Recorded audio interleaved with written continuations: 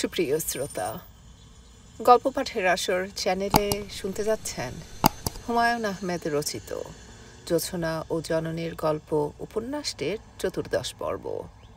আমি ওয়ারা কারিম, সাথে থাকুন। ভয়ঙ্কর রাতের পর যে ভোর, সেখানে কিছু আশা থাকে, কিছু আনন্দ থাকে। দিনের আলো মানুষকে আর কিছু দিক না দিক ভরসা দেয়। মঙ্গল সঙ্গীতের মতো পাখি ডাকতে শুরু করে। এমনকি ভোরবেলার কাকের কা কা ধ্বনিকেও শুভ মনে হয়। তারাও আলোর বার্তা পৌঁছে দিচ্ছে। 25শে মার্চের ভয়ঙ্কর রাত কেটে গেছে। ভোর হয়েছে, পাখির ডাক শোনা যাচ্ছে, অথচ কোনো রকম ভরসা পাওয়া যাচ্ছে না। মনে হচ্ছে একটা দীর্ঘ রজনী পার করার পর শুরু হয়েছে আরেকটি দীর্ঘ রজনী।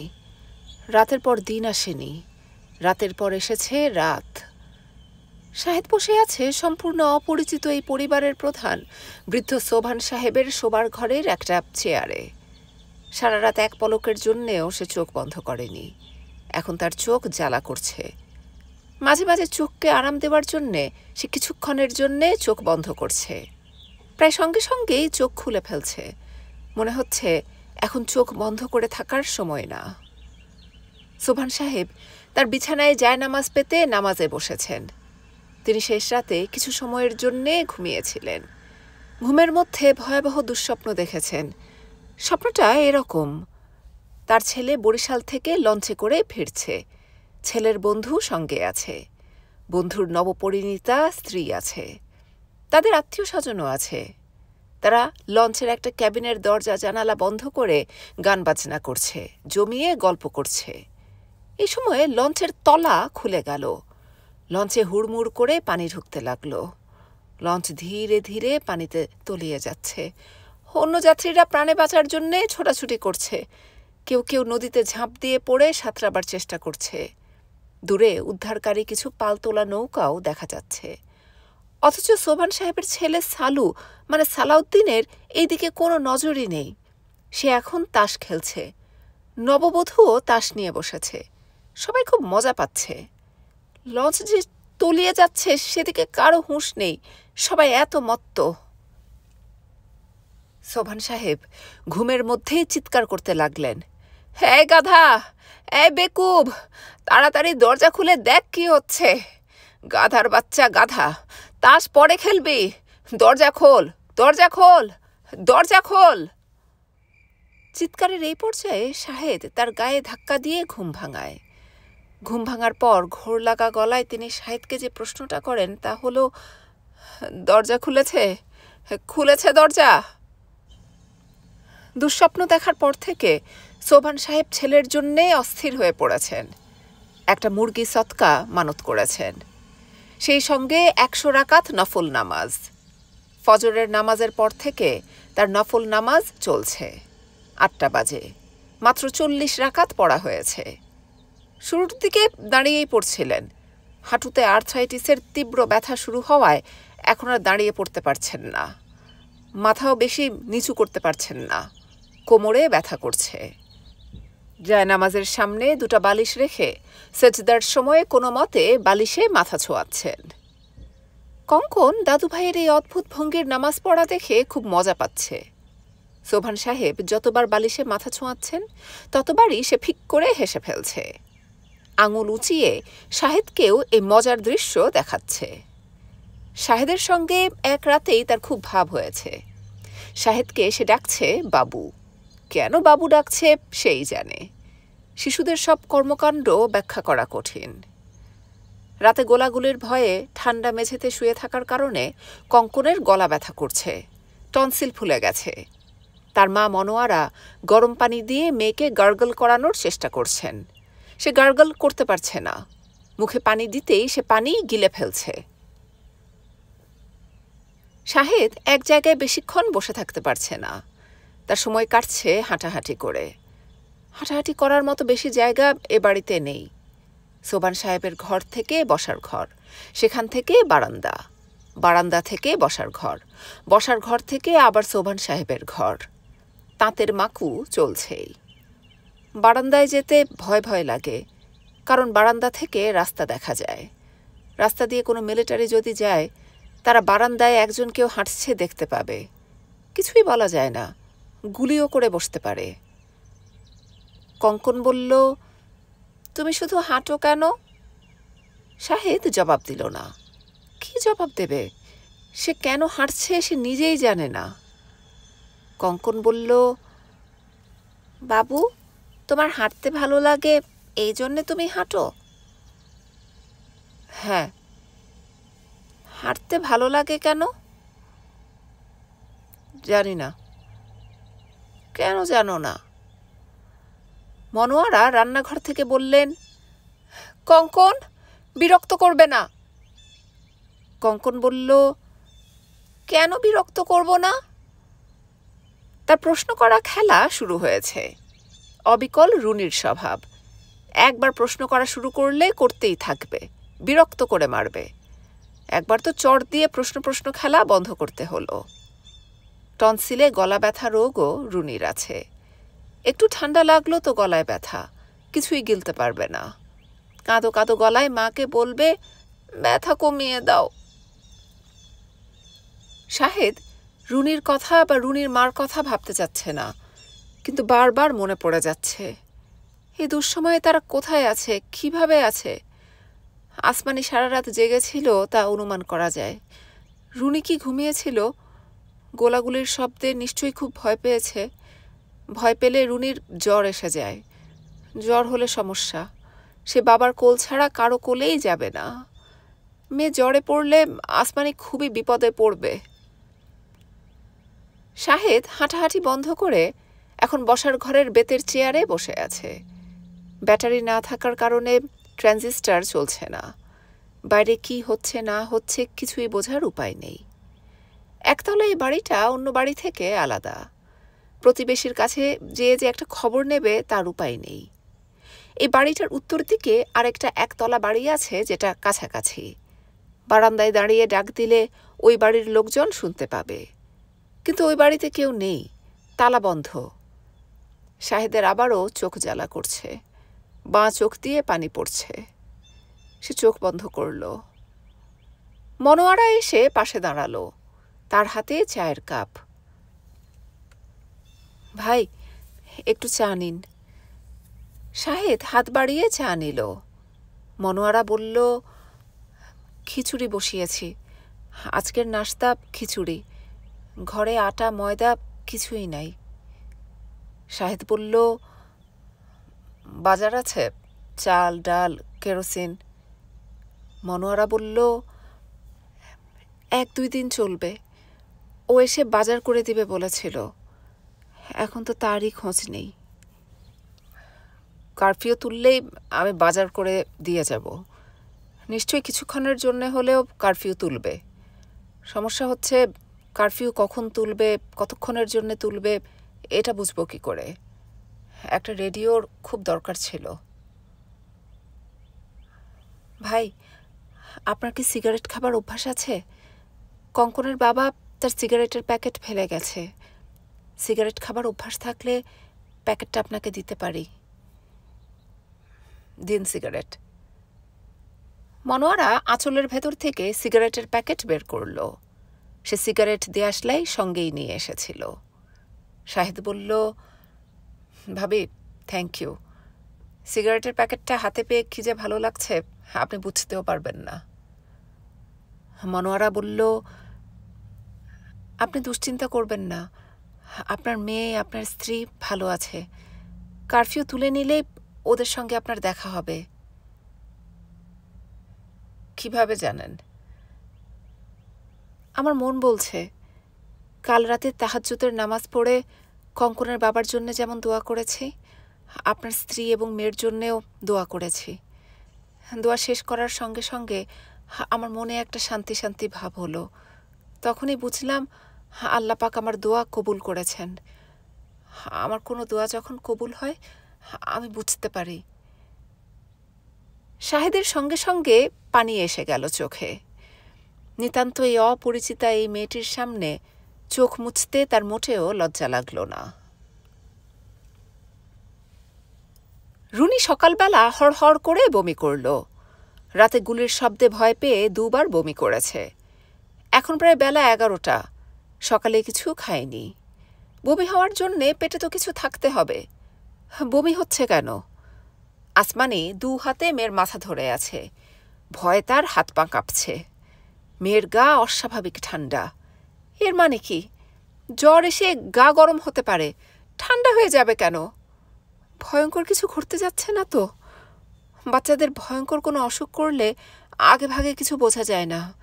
এরা হেসে খেলে বেড়ায়, তারপর হঠাৎ এক সময় নেতিয়ে পড়ে। ডাক্তারের কাছে নেওয়ার সময় পাওয়া যায় না। এরকম কিছু হচ্ছে না তো? এরকম যদি কিছু হয় সে ডাক্তারের কাছে কিভাবে নেবে? বাইরে কারফিউ, কখন কারফিউ তুলবে কিছুই বলছে না। রেডিওতে সারাক্ষণ হামদ ও নাথ হচ্ছে, ফাঁকে ফাঁকে জরুরি নির্দেশ। ভাঙা ভাঙা বাংলায় বলছে, রাস্তায় কাউকে দেখা মাত্র গুলি করা হইবে। আসমানি বলল, কেমন লাগছে রে মা? রুনি বলল, ভালো। আর বমি হবে না? তাহলে আয়, মুখ ধুয়ে দি। না, মুখ ধুবি না? মুখ ধুয়ে কুলি কর। কুলি করব না। মুখে না বললেও রুনি কুলি করল। আসমানি মেয়ের মুখ ধুয়ে দিল। শরীরটা এখন ভালো লাগছে মা? লাগছে। বাবা কোথায় মা? তোর বাবা আছে, ভালোই আছে। কোথায় আছে? বাসায় আছে, আর কোথায় থাকবে? রুনি চোখ মুখ শক্ত করে বলল, আমি বাবার কাছে যাব। যাবে বললেই তো যেতে পারবে না, বাইরে কারফিউ, মিলিটারি রাস্তায় কাউকে দেখলে গুলি করে দেবে। আমি বাবার কাছে যাব। কারফিউ তুললেই আমরা তোমার বাবার কাছে যাব। আমি এখন যাব। মাগো, অবুঝ হইও না, এখন অবুঝ হবার সময় না। আমি বাবার কাছে যাব, অবশ্যই যাব, যাবই যাব। আসমানি মেয়ের গালে চড় বসিয়ে দিল। রুনি কাঁদল না, শক্ত হয়ে দাঁড়িয়ে রইল। যতই দিন যাচ্ছে মেয়েটা ততই অবাধ্য হচ্ছে। এতটুকু একটা মেয়ের গায়ে হাত তুলতে হচ্ছে। অসুস্থ মেয়ে, শরীরে কিছু নেই, হাত পা ঠান্ডা হয়ে আছে। আসমানের মন খুব খারাপ হয়ে গেল। কি করবে সে? মেয়েকে কোলে নিয়ে আদর করবে? এখন তাও করা যাবে না। রুনি শক্ত হয়ে দাঁড়িয়ে থাকবে। অনেক সময় লাগবে তার রাগ কমতে। আসমানি বলল, রুনি মা, কথা শোনো। রুনি বলল, আমি কথা শুনবো না, আমি বাবার কাছে যাব, যাবই যাব। আসমানি মেয়েকে বাথরুমে রেখেই ঘরে চলে এলো। দুঃখ কষ্টে তার প্রায় কান্না চলে এসেছে। কি ভয়াবহ সমস্যায় যে সে পড়েছে। রাগ করে চলে এসেছিল কুমকুমদের বাড়িতে। তার স্কুল এবং কলেজ জীবনের সবচেয়ে প্রিয় বান্ধবী কুমকুম। রাগ করে কোথাও চলে যেতে ইচ্ছে করলে সে বাড়িতে এসে উঠে। কুমকুমের মা তাকে নিজের মেয়ের মতোই দেখেন। গত 2 দিন ধরে সে বাড়িতে আছে।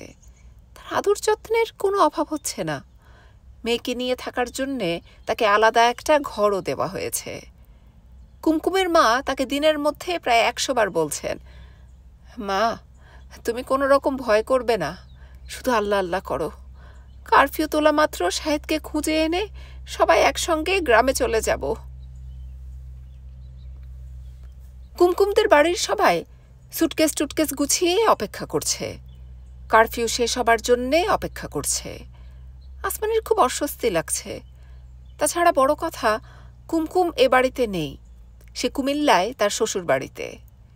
আসমানি যে কারোর সঙ্গে গল্প করবে, কথা বলবে, সে উপায় নেই। কুমকুমের বাবা মোতালেব সাহেব আছেন, তিনি অবশ্যই সারাক্ষণই কথা বলেন। সেই সব কথা শুনতে আসমানির ভালো লাগে না। কথা বলার সময় ভদ্রলোকের মুখ দিয়ে থুতু ছিটে বের হয়। দেখতে এত খারাপ লাগে, গা ঘিন ঘিন করে। বসার ঘরে মোতালেব সাহেব বসেছিলেন। তার মুখ হাসি হাসি, দেখে মনে হয় তিনি বেশ আনন্দে আছেন। কিছু কিছু মানুষ দুঃসময়ে ভালো থাকে, দুঃসময়ের গল্পে আনন্দ পায়। ইনি বোধহয় সেরকম একজন। আসমানিকে দেখে মোতালেব সাহেব আনন্দিত গলায় বললেন, লেটেস্ট খবর কি জানো নাকি মা? আসমানি শুকনো গলায় বলল, জানি না চাচা। বাঙালি জাতির হাগা বের করে দিয়েছে, এখন তো যাকে বলে বেড়া ছাড়া অবস্থা। আসমানি বলল, জি। এখন ধরে নিতে পারো বাঙালি জাতি খতম। আর 5 বছর পর দেখবে সবাই উর্দুতে বাতচিত করছে, চারদিকে হাম কারেঙ্গা তুম কারেঙ্গা। আসমানি আবারও বলল, জি। তার এখন কোনো কিছুতেই কিছু যায় আসে না। শেখ সাহেব ধরা পড়লে ধরা পড়ুক, বাঙালি জাতি উর্দুতে কথা বললে বলুক। তার এখন দরকার তার স্বামীকে, আর কিচ্ছু দরকার নেই। সে প্রতিজ্ঞা করল বাকি জীবনে সে আর কখনোই রাগ করে শাহেদকে ছেড়ে কোথাও যাবে না। ভয়ঙ্কর রাগারাগি হোক, শাহেদ তার গায়ে থুতু দিক, তারপরেও না। আসমানি। জি। একটা স্ট্রং রুমার হচ্ছে মিলিটারি সেকেন্ড অফেন্সিভে যাবে, আরও ম্যাসিভ স্কেলে। গত রাতে যেটা হয়েছে সেটা হলো তবলার ঠুকঠাক, আসল বাজনা এখনো শুরু হয় নাই। তবে ওদের মূল টার্গেট শহর। আপাতত গ্রামে তারা হাত দিবে না। শহর পুরোপুরি শেষ করার পর ধরবে গ্রাম। কাজেই আমাদের গ্রামে চলে যেতে হবে। আসমানি আবারও কিছু না বুঝেই বলল, জি। সে কিছুতেই বুঝতে পারছে না এই ভয়ঙ্কর কথাগুলি বলে এই বুড়ো মানুষটা এত আনন্দিত হচ্ছে কেন। শাহেদের আমরা যদি ট্রেস করতে না পারি তাহলে ওকে ছাড়াই যেতে হবে। এখন অবস্থাটা হচ্ছে ইয়া নাফসি অবস্থা, বুঝতে পারছো? শুধু নিজে বেঁচে থাকো। জি। কাজেই তৈরি হয়ে নাও, বুড়িগঙ্গা দিয়ে নৌকা করে যাব। নদীপথ এখনো সেফ, ওরা পানি ভয় পায়। বাথরুম থেকে হড়হড় শব্দ আসছে। রুনি আবারও বমি করছে। আসমানি বাথরুমের দিকে ছুটে গেল। তার মনেই ছিল না সে রাগ করে বাথরুমে মেয়েকে রেখে এসেছে। কারফিউ উঠল পরদিন 27শে মার্চ শনিবার সকাল 9টায়। 3 ঘন্টার জন্য কারফিউ তোলা হয়েছে। রাস্তায় প্রচুর লোকজন। ভূমিকম্প হলে বাড়িঘরের ভেতর থেকে সব মানুষ বের হয়ে আসে, কিন্তু তাদের মনটা থাকে বাড়ির ভেতরে। শহরের মানুষের অবস্থা সেরকম। তারা রাস্তায় এসেছে ঠিকই, কিন্তু মনে প্রাণে চাইছে আবার ঘরে ঢুকে যেতে। সবার চোখে মুখে অনিদ্রাজনিত গভীর ক্লান্তি। এরা কেউ গত 2 রাত ঘুমায়নি। মানুষের তৈরি দুর্যোগে একটা শহরের সব মানুষ 2 রাত জেগে কাটিয়েছে এমন নজির বোধহয় নেই। শাহেদ রিকশা নিল। মাত্র 3 ঘন্টার জন্যে কারফিউ তোলা হয়েছে। তার হাতে একেবারেই সময় নেই। কঙ্কনদের বাসা থেকে বের হতে অনেক সময় লেগেছে। সোভান সাহেব কিছুতেই তাকে যেতে দেবেন না। কঙ্কনও তার হাত ধরে রেখেছে, সেও তাকে যেতে দেবে না। কাঁদো কাঁদো গলায় বলছে, বাবু তুমি থাকো, বাবু তুমি থাকো। রিকশাওয়ালা বুড়ো ধরনের, সে রিকশা টানতে পারছে না। বুড়োদের কৌতূহল থাকে কম, তার কৌতূহল বেশি। জায়গায় জায়গায় থামছে, অবাক হয়ে দেখছে। যেখানে বসতে ছিল এখন সেখানে কিছু নেই, কিছু কালো অঙ্গার পড়ে আছে। শাহেদের ইচ্ছা করছে রিকশাওয়ালাকে বলে, অবাক হয়ে দেখার সময় এটা না, এখন মাথা নিচু করে প্রিয়জনদের সন্ধানে যাবার সময়। সে কিছু বলল না। রিকশাওয়ালা নিজের মনে বলল, ইকবাল হলের বেবাক ছাত্র মাইরা ফেলছে। বিশ্বাসযোগ্য কথা না, তবে সময়টা এমন যে কোনটা বিশ্বাসযোগ্য আর কোনটা না বোঝা যায় না। মেরে ফেলতেও পারে। ঢাকা শহরের সব মানুষ মেরে ফেললেও বা কি আর করা যাবে? শাহেদ বলল, ইকবাল হলের সব ছাত্র মেরে ফেলেছে? হ। তুমি দেখেছ? হ, দেখছি। আর কি দেখেছ? গজব দেখছি, গজব। রোজ হাসরের কিয়ামত দেখছি। গজব তো বটেই, এই গজবের শেষ কোথায় কে বলবে? ঢাকা কলেজের সামনে একটা মিলিটারি জিপ থেমে আছে। একজন অফিসার এবং দুজন জওয়ান জিপের কাছে দাঁড়িয়ে। অফিসারটি হাসি মুখে গল্প করছে। জওয়ান দুজন অ্যাটেনশনের ভঙ্গিতে দাঁড়িয়ে থাকলেও আগ্রহ নিয়ে গল্প শুনছে। শাহেদ মাথা নিচু করে ফেলল, যেন এদের সঙ্গে চোখাচোখি না হয়। শাহেদের হাতে সিগারেট, তার জন্যেই তার কেমন যেন ভয় ভয় লাগছে। হাতে জ্বলন্ত সিগারেট দেখলে এরা রাগ করবে না তো? সিগারেটটা কি ফেলে দেওয়া উচিত? মুখে কি কারণে যেন থুতু জমছে। থুতু ফেলা নিশ্চয়ই ঠিক হবে না, এরা অন্য কিছু ভেবে বসতে পারে। এরা গল্প করুক এদের মতো, আমরা তাদের সামনে দিয়ে মাথা নিচু করে চলে যাব। শাহেদ আসমানির খোঁজে প্রথমে গেল তার শ্বশুর বাড়িতে। সেই বাড়ি তালাবদ্ধ। পাশের বাড়ির ভদ্রলোক বললেন, আধ ঘন্টা আগে একটা গাড়িতে করে সবাই চলে গেছে। গাড়িতে কে কে ছিল তা তিনি বলতে পারলেন না। বাড়ি ছেড়ে কেন গেল তাও তিনি জানেন না। শাহেদের সঙ্গে কথা বলতে তার বোধহয় বিরক্তি লাগছিল। তিনি একটু পরপর ভুরু কোঁচকাচ্ছিলেন। এই ভদ্রলোকের সঙ্গে কথা বলে সময় নষ্ট করা অর্থহীন। তবু শাহেদের নড়তে ইচ্ছা করছে না। মনে হচ্ছে তার হাত পা শক্ত হয়ে গেছে। আবার যে হেঁটে গিয়ে রিকশায় উঠবে সেই শক্তি নেই। এখন সে যাবে কোথায়? তার নিজের বাসায়? আগে সেখানেই যাওয়া উচিত ছিল। আসমানি নিশ্চয়ই সেই বাসাতেই তার খোঁজে লোক পাঠিয়েছে। শাশুড়িও গাড়ি নিয়ে নিশ্চয়ই সেখানে গেছেন। শাহেদ ঘড়ি দেখল। 3 ঘন্টার জন্য কারফিউ তোলা হয়েছে। 1 ঘন্টা পার হয়ে গেছে, আর মাত্র 2 ঘন্টা বাকি। এর মধ্যেই নিজের আস্তানায় ফিরে যেতে হবে। দেরি করা যাবে না। সময় এত দ্রুত চলে যাচ্ছে কেন? দোকানপাট কিছু কিছু খুলছে। লোকজন ব্যস্ত হয়ে কেনাকাটা করছে। কাঁচা বাজারে খুব ভিড়। চাল ডাল কিনে জমিয়ে রাখতে হবে। আবার কতদিনের জন্য কারফিউ দেয় কে জানে। লোকজনের কেনাকাটা ব্যস্ততা দেখে মনে হয় শহরের অবস্থা স্বাভাবিক। রিকশাওয়ালা আবারও নিজের মনে বলল, শেখ সাবরে মাইরা ফেলছে। শাহেদ হতভম্ব হয়ে বলল, বলো কি, সত্যি? সত্যি। শেখ সাহেব নাই বললা আজ এই অবস্থা। থাকলে ঘটনা হইতো ভিন্ন। শাহেদ সিগারেট ধরালো। প্যাকেটের শেষ সিগারেট। সিগারেট কিনতে হবে। রিকশা থামিয়ে রাস্তার কোনো দোকান থেকে কয়েক প্যাকেট সিগারেট নিয়ে নেবে। খুব কড়া রোদ উঠেছে। চিড়চিড় করে মাথা ঘুরছে। রিকশার হুড কি সে তুলে দেবে? না থাক, হুড তুলে দেওয়া মানে কিছু গোপন করার চেষ্টা। শাহেদ আকাশের দিকে তাকালো। আকাশ ঘন নীল। এমন নীল আকাশ বোধহয় অনেক দিন দেখা যায়নি। আকাশের দিকে তাকিয়ে শাহেদের মনে হলো আসমানি ফিরে এসেছে। ব্যাকুল হয়ে অপেক্ষা করছে। রুনি মনের আনন্দে খেলছে। বাবাকে দেখে সে দৌড়ে এসে কোলে ঝাঁপিয়ে পড়বে। গালের সঙ্গে মাথা ঘষবে। এক একটা শিশু এক এক রকম বিচিত্র অভ্যাস নিয়ে পৃথিবীতে জন্মায়। রুনি পেয়েছে গালে মাথা ঘষার অভ্যাস। কি জন্য এই জাতীয় অভ্যাস তৈরি হয়েছে কে জানে। সাইকিয়াট্রিস্টরা নিশ্চয়ই জানেন।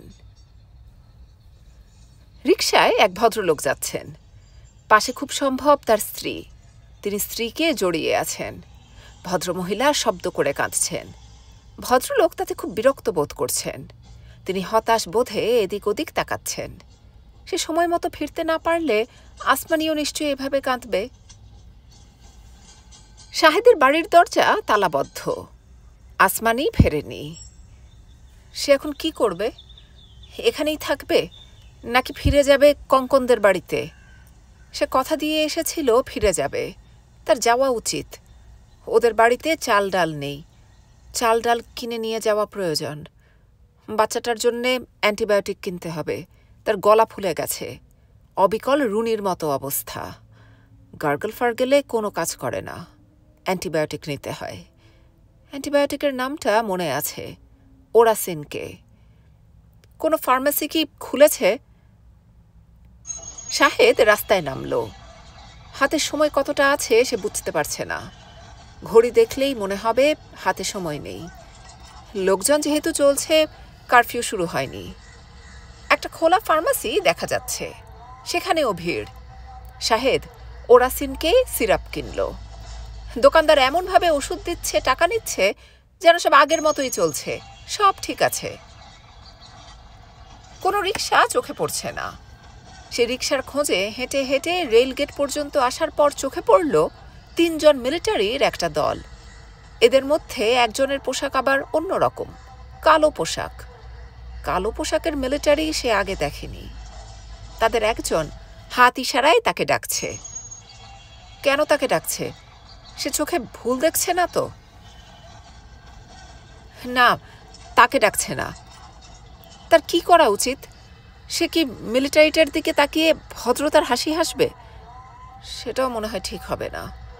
হাসির অন্য অর্থ করে ফেলতে পারে। তার উচিত এই জায়গা থেকে অতি দ্রুত সরে পড়া। অতি দ্রুত সরাটাও ঠিক হবে না। মিলিটারিরা ভাবতে পারে লোকটা এত দ্রুত যাচ্ছে কেন, নিশ্চয়ই খারাপ লোক।